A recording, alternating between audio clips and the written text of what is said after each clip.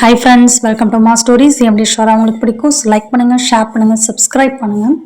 Today story is சிறந்த முட்டாள். மன்னர் கிருஷ்ணதேவராயர் இருக்கிறாரு. அவருடைய அரண்மனையில் மன்னரை மகிழ்விக்கக்கூடிய விதூஷகன் பணியை செஞ்சுட்டு வந்தவர் தான் தெனாலிராமன். அவருடைய செயல்கள் மற்றவர்களுக்கு முட்டாள்தனமாக இருந்தாலும் அவருடைய முட்டாள்தனமான செயல்கள் மற்ற அனைவரையும் சிரிக்கவும் சிந்திக்கவும் வச்சு.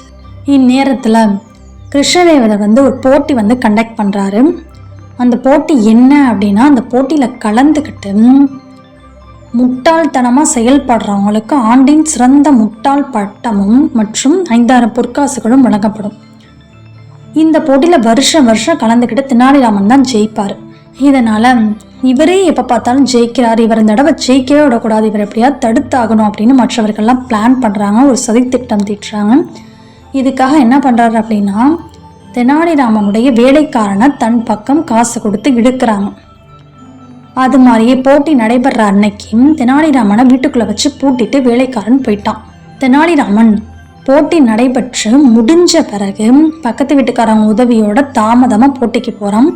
அப்போ மன்னர் ரிசல்ட் அறிவிக்கக்கூடிய தருணம். அப்போ கிருஷ்ணதேவராயர் கேட்குறாரு தெனாலிராமன்ட்ட, ஏன் லேட்டு அப்படின்னு கேட்குறாரு. இல்லை அரசரே, எப்படி ஒரு நெல்மணியை விதைச்சா கொத்து கொத்தா நெல்மணிகள் கிடைக்குமோ அதே மாதிரி ஒரு தங்க காசை விதைச்சா கொத்து கொத்த தங்க காசு கிடைக்கும்னு புதைச்சி வச்சு வெயிட் பண்ணிக்கிட்டு இருந்தேன், அதனால தான் இவ்வளோ லேட் ஆயிடுச்சு அரசரே அப்படின்னு சொல்கிறாரு.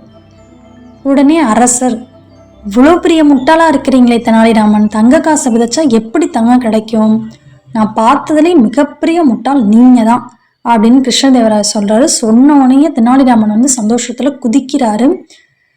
பார்த்ததுலே நான் தான் மிகப்பெரிய முட்டாள், நீங்களே சொல்லிட்டீங்க அரசரே, அப்பன்னா அந்த 5000 பொற்காசுகளும் எனக்கு தானே கிடைக்கணும், எனக்கு தானே பரிசு கிடைக்கணும் அப்படின்னு தெனாலிராமன் சொன்னோன்னே இந்த புத்திசாலித்தனமான விடையின் காரணமாக அங்கு உள்ளவர்கள் எல்லாருமே கவர்ந்து அந்த ஆண்டின் சிறந்த முட்டாள் பட்டத்தையும் மற்றும் 5000 பொற்காசுகளையும் தெனாலிராமன் ஜெயிச்சிட்டார்.